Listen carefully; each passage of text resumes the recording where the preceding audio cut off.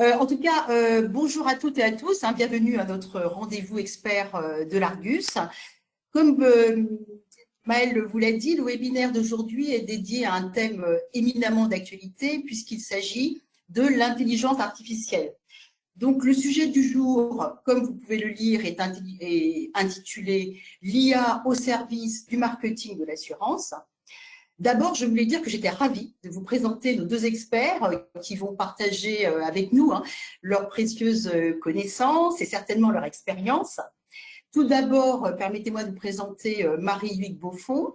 Marie est actuaire. C'est une professionnelle chevronnée du monde de l'assurance.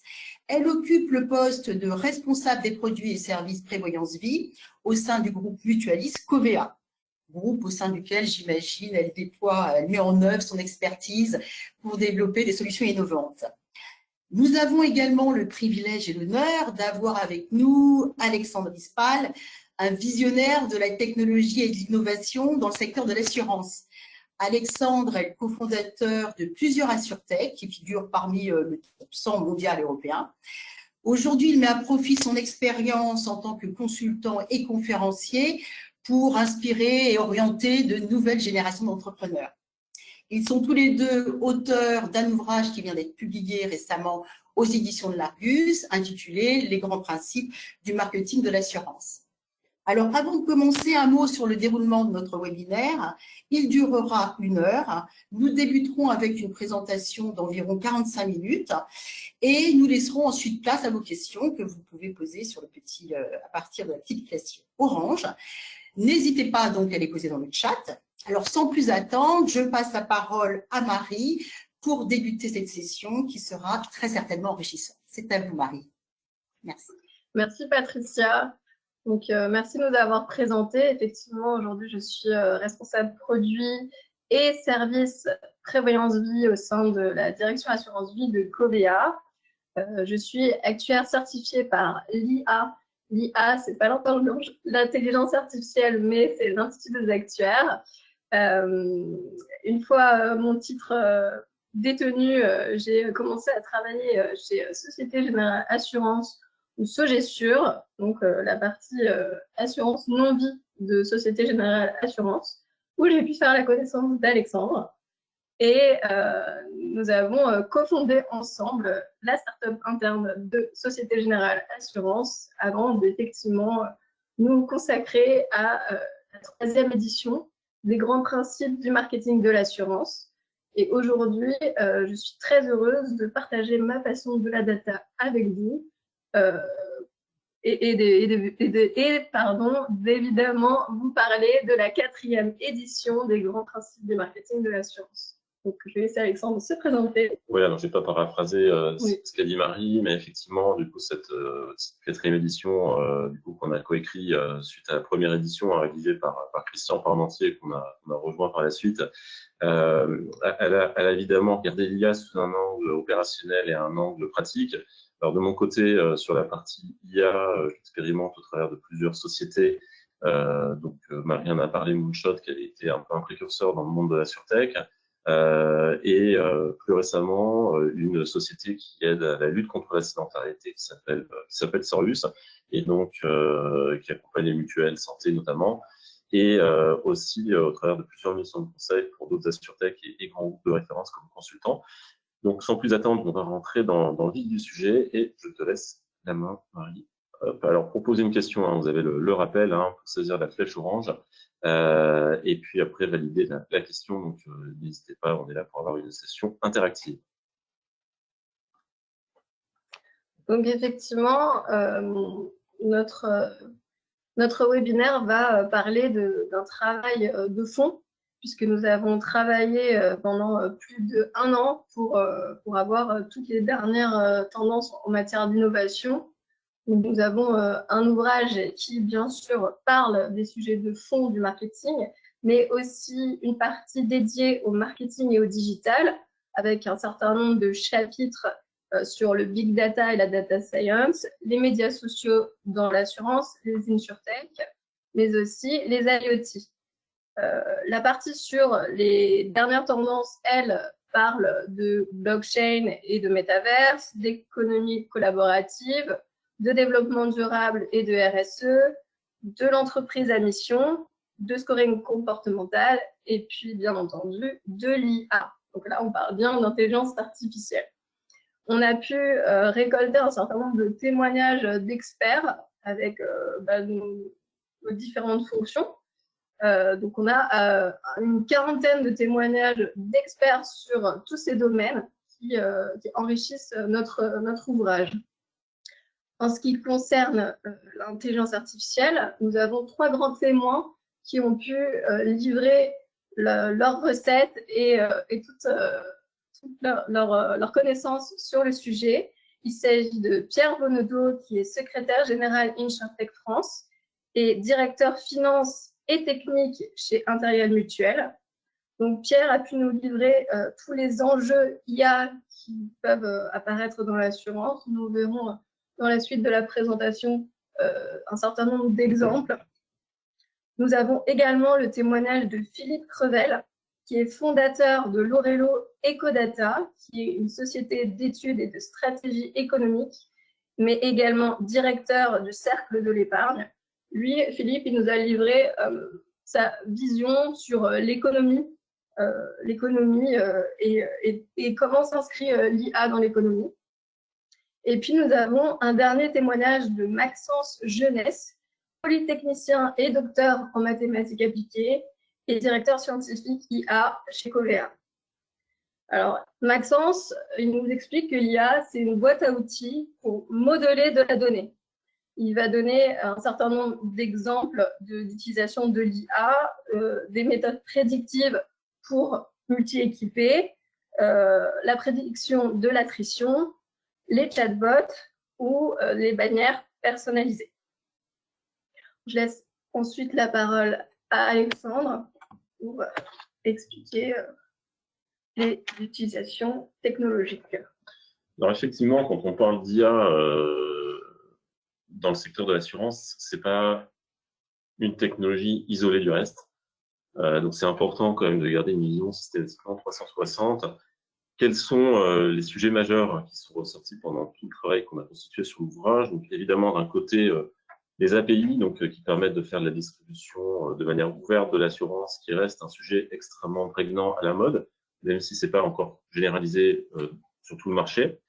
À côté de ça, il y a Marie faisait référence à la big data, à la donnée. Il n'y a pas d'IA sans données, évidemment, et les objets connectés, notamment pour l'amélioration de la santé, sont indispensables et aussi pour la mobilité sont indispensables pour affiner les scores. Et donc, il y a eu énormément d'objets connectés, plusieurs milliards dans le monde, beaucoup d'études d'enquête qui sont lancées par les assureurs et encore beaucoup d'interrogations sur la manière d'exploiter ces données, la manière de les collecter, la manière de les stocker, qui vient, j'ai presque envie de dire, percuter de plein fouet l'IA là-dessus sur les potentialités qui sont ouvertes, mais aussi le cadre réglementaire qui peut y être associé.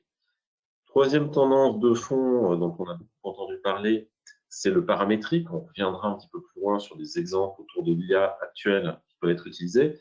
Le paramétrique qui n'a pas encore pris son envol dans les produits grand public, notamment sur tout ce qui est affinitaire, et qui a, j'ai presque envie d'utiliser l'expression, une seconde vie en ce moment, plutôt sur des risques en lien avec les entreprises et des risques plus lourds. La blockchain et le métavers, alors qui n'ont pas disparu en 2023, la blockchain, c'est plus que jamais entre guillemets, un sujet d'actualité pour faire de la traçabilité sur les transactions, que ce soit sur de la vente ou sur la gestion des sinistres. Le métavers, ça a été très populaire en 2022, ça revient à la mode en 2024, c'est la capacité d'utiliser les mondes alternatifs ou la réalité augmentée. Alors, la réalité augmentée étant méthodologiquement et sémantiquement pas forcément exactement du métavers, mais en tout cas qui vit dans cette famille-là, sur comment est-ce qu'on améliore l'expérience client avec du coup, ces nouvelles technologies. Tous ces sujets-là, finalement, viennent percuter l'IA. Et donc, quand on parle d'IA, de quoi parle-t-on? Parce que là, effectivement, on entend à la télé, à la radio, on lit plein de choses sur l'IA. C'est rarement défini précisément. Donc, déjà, nous, ce qu'on entend par IA, c'est tout système d'imitation de la pensée des actions humaines. À partir de là, et Marie va revenir là-dessus, on peut avoir des IA dites faibles ou des IA fortes. Il y a quelques notions à fixer qu'on voudrait partager avec vous. La première notion, donc, c'est cette notion donc d'IA en termes de machine learning. Machine learning, c'est finalement de créer des scores complexes, mathématiques, poussés, C'est aujourd'hui ce qui est le plus utilisé en matière d'IA. Et il y a le mot à la mode en ce moment, d'IA générative, sans faire de la publicité aux différents langages qui sont utilisés, donc pas forcément les citer, mais où là, l'idée, c'est finalement d'essayer de répliquer des choses qui étaient finalement de nature humaine, dans l'écriture, le texte ou la vidéo, pour créer quelque chose de vraisemblable. Voilà. On est moins dans l'application à proprement parler business dans les premières expérimentations que le machine learning finalement. Et du coup, quand on parle d'IA dans l'assurance, sans faire d'effet d'annonce, on est quand même beaucoup plus dans le machine learning que dans l'IA générative. Je te laisse reprendre la main là-dessus et en dire quelques mots. Effectivement. Donc là, on vous a livré une définition générale de l'intelligence artificielle. Donc, il s'agit de la volonté d'intégrer de l'intelligence humaine au sein de machines, permettant à un système d'apprendre, de s'adapter et de développer ses propres solutions. Donc, moi, je voulais vous livrer un article qui est paru récemment sur le sujet, pour vous donner toute la portée en fait de ce sujet aujourd'hui. On a début 2024 Mark Zuckerberg qui a annoncé l'achat de 350 000 cartes graphiques. Alors, j'ai pas retenu le nom des cartes graphiques, hein, mais c'est les plus puissantes au monde. Et donc, ça représente un investissement de 10 milliards de dollars pour 2024 uniquement. Donc, qu'est-ce que ça veut dire? Ça veut dire qu'il y a une ambition importante de Meta pour le développement de l'intelligence artificielle, puisque en fait, ces cartes graphiques multiplieraient par 2 les capacités totales de calcul de Meta. Donc là, on y voit aussi un enjeu et un intérêt pour concurrencer Microsoft, qui est actionnaire majoritaire d'OpenAI et donc de ChatGPT 4.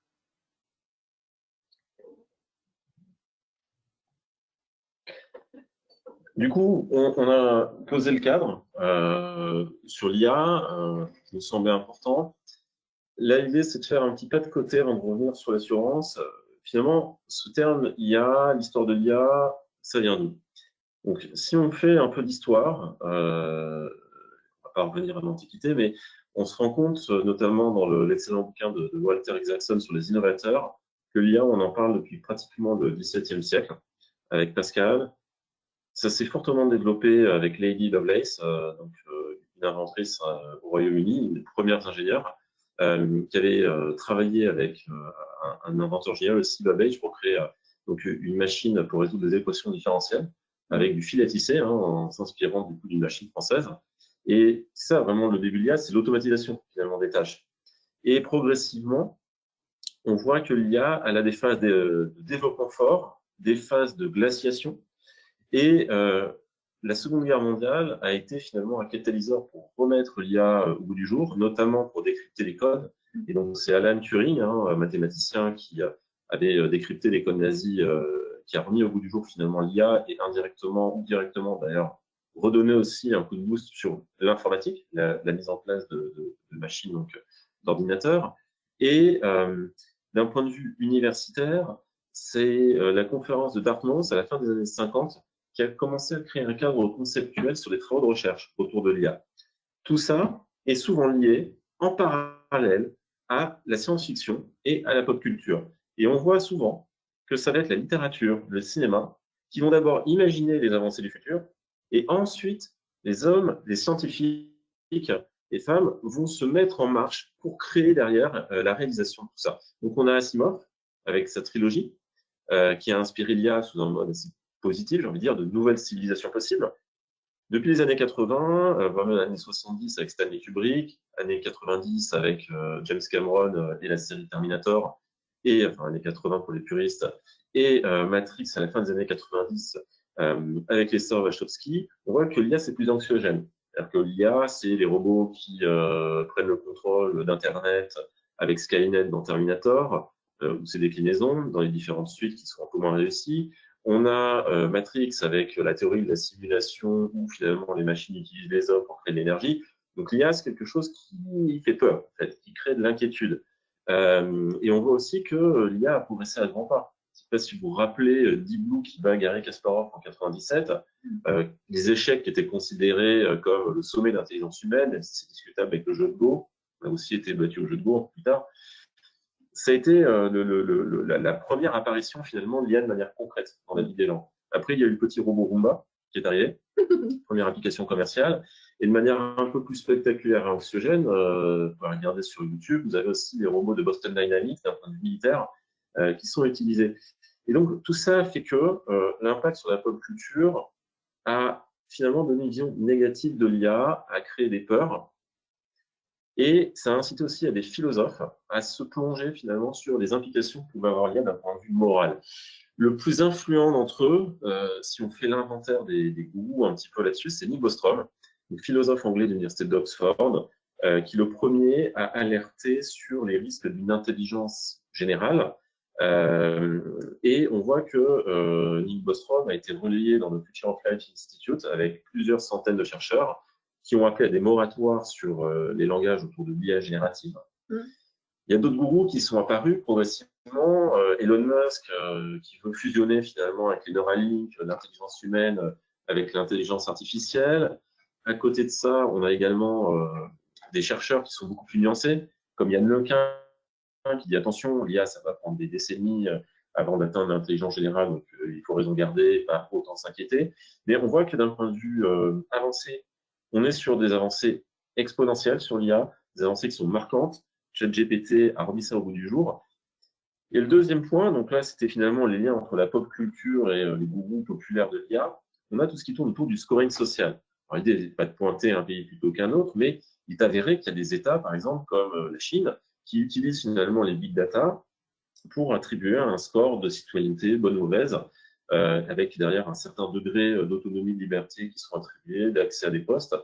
Et ce scoring social, aujourd'hui, il fait peur. Et on reviendra un peu plus loin sur la réglementation qui est en cours de discussion à l'échelle européenne. Mais c'est un sujet, en tout cas, sur lequel il y a une vigilance pour les États démocratiques. Le lien avec ça, ce sont les fake news, les risques de manipulation électorale, soit sur la création de quantité d'informations fausses ou vraisemblables qui viennent altérer le débat démocratique, les risques de manipulation aussi sur la vidéo, le son. D'un point de vue purement consommateur, c'est aussi les risques d'usurpation d'identité qui sont sur la voix ou sur l'image. Donc tout ça pose question. Le monde du travail aussi, on parle souvent, alors, il y a eu un rapport très célèbre dans les années 2010, il semble de l'université de Cambridge, qui expliquait que 40% des postes allaient disparaître à l'horizon de 2020. On voit que l'Organisation internationale du travail est plus nuancée. Elle pointe néanmoins du doigt le fait que les employés de bureau, pour 24% d'entre eux, vont être très impactés par l'IA dans leurs tâches, soit en intensité de travail, soit en automatisation. Et 48% des employés de bureau vont être impactés de manière modérée avec l'IA. Donc ça va poser des questions assez profondes sur les tâches, le temps de travail. Et si on revient à Nick Bostrom, dont je parlais tout à l'heure, lui indique que, selon ses analyses, les métiers qui vont être le plus impactés, cela va être les métiers du droit, les consultants, et ça va aussi venir accélérer et suppléer l'aide des protections médicales pour les diagnostics plutôt positifs. Et donc, il va y avoir un impact concret sur le monde du travail et clairement sur l'école blanc. Et du coup, au niveau des impacts réglementaires de tout ça, eh bien, l'Europe est en avance. Alors, évidemment, on pourrait toujours sourire en disant que l'Europe est toujours en avance sur les sujets réglementaires, mais là, en l'occurrence, ça fait depuis avril 2021 qu'il y a un projet de règlement qui discutait, sur lequel il y a eu un accord entre la Commission et les représentants du Parlement européen mi-2024, pardon. Et qu'est-ce que dit ce projet de règlement? Eh bien, ce projet de règlement va répondre un peu au point que j'évoquais tout à l'heure, puisqu'il va distinguer les risques élevés, moyens et faibles d'IA. Qu'est-ce que c'est, par exemple, un risque élevé qui va être interdit, en tout cas à l'échelle européenne? Par exemple, les risques de manipulation cognitivo-comportementale. Le risque de scoring social aussi est considéré comme quelque chose qui doit être interdit.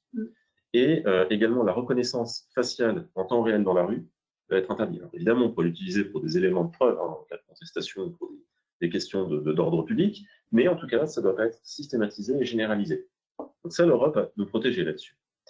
À côté de ça, il y a les risques dits moyens, où il y a des domaines de compétences comme l'éducation, les infrastructures clés, les forces de l'ordre, évidemment, qui vont faire l'objet de déclarations de bases de données, et d'explicabilité des modèles. On ne pourra pas faire n'importe quoi et avoir des boîtes noires. Et enfin, il va y avoir les risques faibles, mais sur lesquels il y a un point très important. Il va falloir indiquer que, par exemple, une réponse sur un chatbot, une image, a été générée par une IA pour que derrière, il y ait une traçabilité. Et donc, tout ça fait que l'objectif de l'Europe, c'est un peu comme pour le règlement général sur la protection des données, c'est d'anticiper pour, grâce au software diplomatique, prendre le dessus et que ça devienne une norme à l'échelle internationale. Sujet très ambitieux, évidemment, il ne faut pas que ça freine l'innovation, mais du coup qui impacte nos réflexions dans le monde de l'assurance. Il faut avoir en tête, effectivement, comme l'a dit Alexandre, que en fait, ce n'est pas un nouveau sujet, hein. C'est bien un sujet qui est bien présent depuis longtemps dans l'entreprise et dans l'assurance, puisque nos systèmes d'information utilisent de l'IA. Alors après, on pourra toujours tergiverser de savoir qu'est-ce qui relève de l'IA ou juste de la programmation de systèmes. Mais effectivement, nos systèmes d'information, nos systèmes d'information sont en fait issus de programmation et donc d'IA. On évolue effectivement vers des systèmes plus complexes pour pouvoir exploiter les objets connectés. Donc, que ce soit de la domotique pour la circulaire économie, que ce soit des maisons intelligentes pour de la multirisque habitation, que ce soit des boîtes dans les automobiles pour l'assurance auto. On est dans la transformation, en tout cas, de l'usage des objets connectés pour utiliser l'intelligence artificielle à bon escient. Après, il faut avoir en tête qu'il y a un certain nombre de clichés sur les usages de l'IA. Par exemple, maintenant, on va être sur une totale personnalisation des tarifs. Ben non, parce qu'en fait, l'un des principes de base de l'assurance, c'est la mutualisation des risques. Donc, on ne peut pas aller jusqu'à de l'hypersegmentation vers un individu. Ça n'aurait pas de sens. Ce serait vraiment contraire à l'assurance. Après, on entend aussi beaucoup parler de tarification en temps réel. Alors, même nous, Alexandre, on y croyait à la tarification en temps réel, hein, il fait un temps, mais en fait, non, c'est beaucoup de bullshit. Hein. Il faut vraiment faire attention à ce qu'on entend. On a besoin de s'appuyer sur des algorithmes et on n'aura pas de la tarification en temps réel. On entend aussi les prises de décision vont être automatisées. Ça rejoint aussi ce qu'a dit Alexandre. Hein. En fait, non, il faut qu'on puisse, l'humain, avoir toujours la prise de décision. Il peut y avoir de l'accompagnement, dont le devoir de conseil, par exemple, mais c'est des forces commerciales qui doivent garder la responsabilité des décisions prises par l'IA, mais bon, c'est pas l'IA qui va décider, puisqu'en fait, c'est les forces commerciales qui sont responsables au niveau du conseil pour les prospects, voire les assurés. Donc là, on vous a mis un certain nombre d'applications dans l'assurance avec des exemples. Donc, d'abord sur la souscription. Donc, l'IA peut participer à accélérer le processus de tarification jusqu'à un certain point. Elle peut accélérer et généraliser la qualification et l'analyse de données, par exemple météorologiques, pour prévenir et assurer les risques.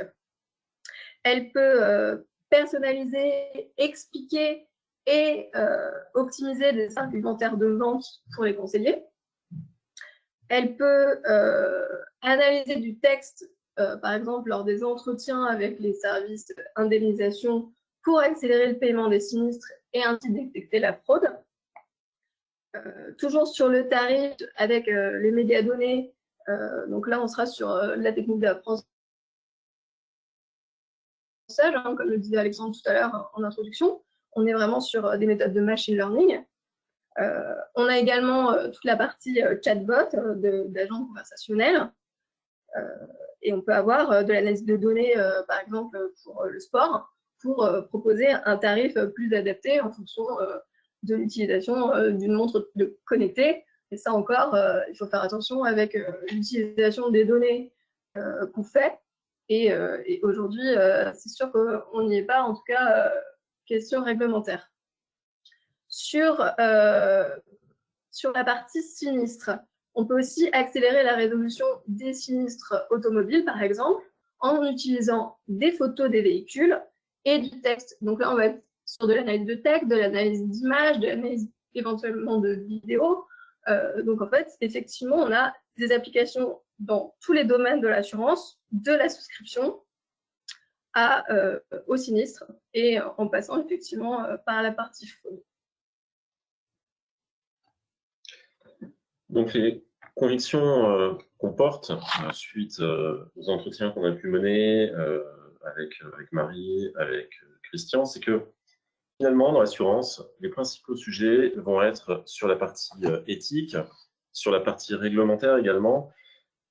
Si je devais faire une punchline, je dirais qu'on a eu Solvabilité 2, qui a été le sujet de 2015 à 2020 dans l'assurance. On a eu la GDPR, qui a été de 2018 à 2022, un des sujets majeurs finalement d'adaptation et de mise en conformité. L'IA doit être regardée un peu sous le même angle, l'angle techno, mais aussi l'angle réglementaire, bien évidemment, sur l'acceptabilité finalement de la manière dont on va pouvoir l'utiliser à destination des clients et sur la manière dont on va pouvoir créer ce qu'on appelle l'explicabilité des modèles. On ne va pas se permettre de faire des boîtes noires. Et donc, l'éthique et le réglementaire, c'est la priorité numéro 1 pour notre secteur. C'est ce qu'on a pu constater. Le deuxième point, c'est ce que tu expliquais sur la magie derrière l'IA. Hein. Je passe, il n'y a pas de magie derrière l'intelligence artificielle. Hein. On crée des programmes qui vont se baser sur des données concrètes. Donc, effectivement, en fait, on ne crée pas de la magie. C'est vraiment les données qui vont faire en sorte de pouvoir expliquer un certain nombre de phénomènes. Enfin, le dernier point qu'on voulait mentionner, l'IA a entraîné beaucoup de buzz, beaucoup de cas d'usage. Donc, tu as évidemment listé un peu les grandes familles qu'on a pu constater. C'est un sujet émergent. La vraie question pour les acteurs de l'assurance, finalement, c'est faut-il développer ses propres modèles ou faut-il faire appel à des solutions de marché, mais finalement dans un cadre très opérationnel, d'optimisation, par exemple, des services clients, de la satisfaction client ou de l'amélioration de l'efficacité opérationnelle des différents services, que ce soit les services relations clients, gestion des sinistres. Tu parlais tout à l'heure des travaux actuariels et d'optimisation aussi de la force de vente commerciale et d'argumentation. L'IA en tant que telle, c'est pas le grand soir. Ce sont des outils supplémentaires, une technologie supplémentaire au service derrière de notre métier, qui est finalement d'apporter quelque chose à notre client et de services complémentaires. C'est ça. Et puis, comme on peut le constater, on a de plus en plus de services de direction IA qui se développent. C'est l'exemple de Maxence Jeunesse chez Covea, puisqu'il a la responsabilité de l'IA pour Covea. Et donc, il traite de ces sujets avec toutes les directions que j'ai pu citer tout à l'heure, que ce soit l'indemnisation, la souscription, voilà. Puis, effectivement, les équipes actuariales que j'oublie un petit peu trop.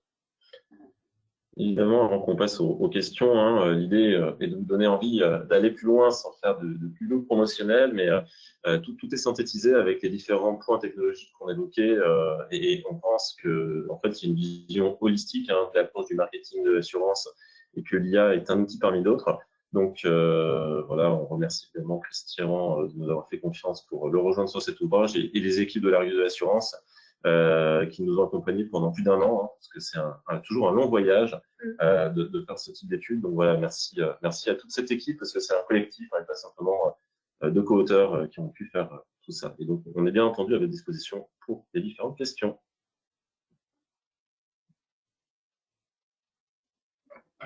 Peut-être Maëlle, tu voulais je t'entends. En tout cas, merci beaucoup Marie et Alexandre pour cette présentation intéressante et en tout cas très éclairante. Alors, on avait des questions qui avaient été posées avant. Alors, il y avait une question sur l'impact, comment on peut utiliser l'IA sur le parcours client dans l'assurance. donc de la souscription, la gestion des sinistres. Je prends la question. Ouais, vas-y. Comment est-ce qu'on peut utiliser l'IA sur les parcours clients? De plusieurs manières. On peut utiliser l'IA pour aider à l'argumentaire commercial, construire cet argumentaire. On peut utiliser l'IA avec des chatbots et du coup faire de la réactivité quasi H24 pour les clients.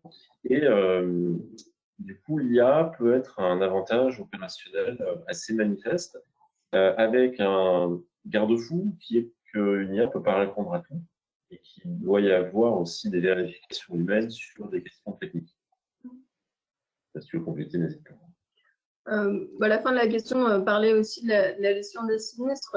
Comme je le disais tout à l'heure, on peut utiliser la détection d'images et la détection de texte pour aider à l'indemnisation. Alors, encore une fois, c'est pas de la magie, hein, c'est pas la machine qui va faire à la place de l'humain, mais la machine aidera le conseiller, la personne qui s'occupe de l'indemnisation à faire son travail. Et donc, comme le disait Alexandre, c'est pas la disparition des cols blancs, mais c'est effectivement de l'aide à automatiser. Et donc, c'est hyper précieux aussi d'avoir ce genre d'outils pour nous aider à nous concentrer sur des tâches peut-être plus de fond. Nous avons également une question qui nous est adressée de la part de Stéphane et qui nous demande si l'IA peut-elle avoir un impact sur l'assurance de personnes au niveau de la sélection médicale. Alors, oui.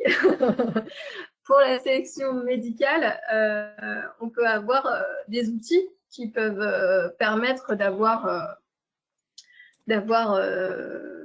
des réponses plus rapides, en tout cas aux questionnaires de santé. Nous, aujourd'hui, je donne l'exemple de Covea, hein, c'est beaucoup plus simple pour moi, on va avoir du parcours papier, mais effectivement, on connaît des concurrents qui utilisent des outils pour donner une réponse plus rapide en fonction des questions et des réponses qui sont apportées. Notamment le rapport poids-taille qui parfois peut bloquer la souscription. Si le prospect renseigne directement son rapport poids-taille et qu'il est OK, ça permettra au prospect de devenir assuré beaucoup plus rapidement. Donc ça va pas faire à la place, mais ça va accélérer les processus, en tout cas, de souscription. Parfait. Alors, une question qui avait été posée préalablement, c'est comment l'IA influence la fidélisation et la rétention des clients en assurance. Fidélisation, rétention, est-ce que vous avez une idée? Alors, c'est très concret. Bon, c'est très concret. Alors, je vais tenter une réponse un peu générique pour commencer, puis je vais compléter. Ça revient en fait sur le sujet dont je parlais en introduction sur le machine learning, c'est-à-dire qu'il y a un peu allez, je vais dire ce serpent de mer derrière de déterminer finalement le risque d'attrition à un moment donné du client pour pouvoir interagir en anticipation et non pas juste en correctif. J'ai pas vu moi aujourd'hui, mais probablement on a probablement raté des choses, hein, mais j'ai pas vu aujourd'hui la solution magique de l'IA qui résout ce problème. Mais pour le coup, il y a déjà eu depuis plus d'une vingtaine d'années énormément de travaux derrière de scoring sur le sujet. Donc c'est un process qui on va continuer, mais peut-être d'autres. Si, effectivement, ça va être du scoring, du clustering. On va regrouper les assurés par tranche d'âge, par exemple, par je sais rien, catégorie socio-professionnelle, par leur statut familial. Et en fonction d'un certain nombre de données, par exemple la naissance du premier enfant, on va pouvoir savoir quels vont être les produits qui vont être intéressants pour lui. Et donc, le solliciter au bon moment de sa vie, et donc pouvoir le multi-équiper si jamais il y a la naissance d'un enfant, par exemple, et éviter qu'il parte à la concurrence au bon moment. En fait, c'est ça, il faut être présent au bon moment de la vie du client. Parfait, merci pour vos réponses. J'ai une autre question de la part de Soumaya qui nous dit Peut-on faire confiance à l'intelligence artificielle si on ne sait pas le raisonnement qu'il y a derrière? Il peut y avoir des biais, comme on l'a déjà vu dans l'IA sur le recrutement, par exemple, avec une discrimination reproduite par l'intelligence artificielle. Je vais prendre le début de la réponse. C'est le point fondamental, c'est-à-dire que déjà une IA, effectivement, ça dépend du jeu de données d'entrée. Donc déjà, le jeu de données d'entrée va créer un biais, des biais. Sachant que si on parle d'IA en l'occurrence générative, la fonction d'une IA générative, c'est une fonction d'attribution, ce qui veut dire qu'il faut fournir une réponse vraisemblable et pas vraie. Je donne juste un exemple trivial là-dessus, mais c'est par exemple l'été 2023 d'un avocat qui avait pris du retard pour remettre ses mémoires, qui a demandé à une IA générative de lui répondre et qui a rédigé son mémoire, parce que l'IA a inventé des cas. Il a remis ça au juge, il a perdu sa licence. Donc, de fait, les données d'entrée sont très importantes. Et on parlait tout à l'heure du coup de l'engagement de l'Union européenne, qui va demander du coup une explicabilité des modèles. Et donc, en fait, il faut éviter absolument les effets boîte noire, parce qu'un effet boîte noire fait que derrière, on ne pourrait pas corriger des biais. Comme c'est un jeu d'itération perpétuelle pour construire un modèle d'intelligence artificielle, il faut être capable derrière de le tracer, de le documenter. Comme aujourd'hui, on fait des spécifications fonctionnelles détaillées ou des cahiers des charges. Et puis, en fonction des domaines du coup, dont on parlait, qui vont être des domaines sensibles, notamment les 8 domaines, il va falloir protéger, déposer ces scoring et les expliquer en cas de litige.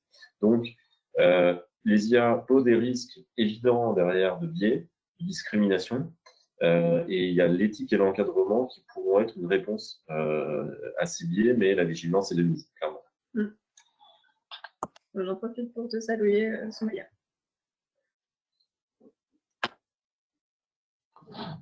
Merci, merci pour vos réponses. Donc, on invite encore nos inscrits, nos participants à poser leurs questions via le module de questions qui se trouve sur la droite, s'ils en ont encore. Sinon, nous mettrons effectivement, nous terminerons cette diffusion du webinaire. Donc, on laisse encore quelques secondes pour Moi, j'ai une petite question en attendant. Oui. La question de la fraude, vous l'avez abordée, mais alors comment on prévient concrètement la fraude dans l'assurance avec l'IA? Est-ce que c'est déjà mis en place? Il y a des expériences ou pas du tout? Alors, en fait, il y a plusieurs solutions pour prévenir la fraude. Déjà, c'est plutôt prévenir des différents cas qui ne vont pas être couverts au moment de la souscription. Donc là, ça va être du devoir de conseil. Ça prévient la fraude bien en amont du sinistre, bien évidemment. Et au moment du sinistre, là, on pourra, avec la détection d'images ou la détection de texte, trouver quelque chose qui va nous prouver que soit l'assuré a fait une fausse déclaration, soit, oui, souvent c'est ça, c'est l'assuré a fait une fausse déclaration. Et donc, par la détection de texte ou d'image, on va pouvoir trouver plus facilement la fraude chez l'assuré. Je ne sais pas si, Alexandre, tu voyais un autre… Non, je pense que tu veux te résumer. Il y a plusieurs acteurs aujourd'hui qui sont positionnés dans le monde des startups et c'est encore une fois le jeu dont on parlait tout à l'heure, c'est-à-dire que c'est avant tout un jeu de données d'entrée important qui est pour la fraude très segmenté par ligne produit et les acteurs aujourd'hui qui sont positionnés sur cette niche du coup commencent à créer des modèles pour détecter des indices potentiels de fraude. Alors certains sont évidents et qui d'autres ensuite vont déclencher une expertise humaine pour les s'assurer qu'il y a réellement fraude. Et donc c'est aujourd'hui en ça qu'ils sont utiles parce qu'ils apportent à la fois un gain opérationnel d'aide à la décision pour les acteurs des directions sinistres et ensuite pour les directions techniques et financières, ça peut permettre d'être un levier intéressant de réduction des sinistres et donc d'amélioration du ratio respect. Bien. Alors voilà. En tout cas, merci beaucoup. S'il n'y a pas d'autres questions sur ce thème, voilà, on en a encore un petit peu au début pour les usages tout de même vraiment précis. On a maintenant un panorama, vous avez dressé un panorama très, très clair des usages potentiels. Donc, c'est à suivre. Encore un grand merci. On trouvera donc cette présentation en replay sur la chaîne YouTube de de l'Argus de l'assurance édition. En tout cas, merci infiniment à vous deux. Merci pour cette présentation et puis à très bientôt. Merci beaucoup. Merci. Au revoir. Au revoir. Donc, nous allons. Au revoir. Au revoir.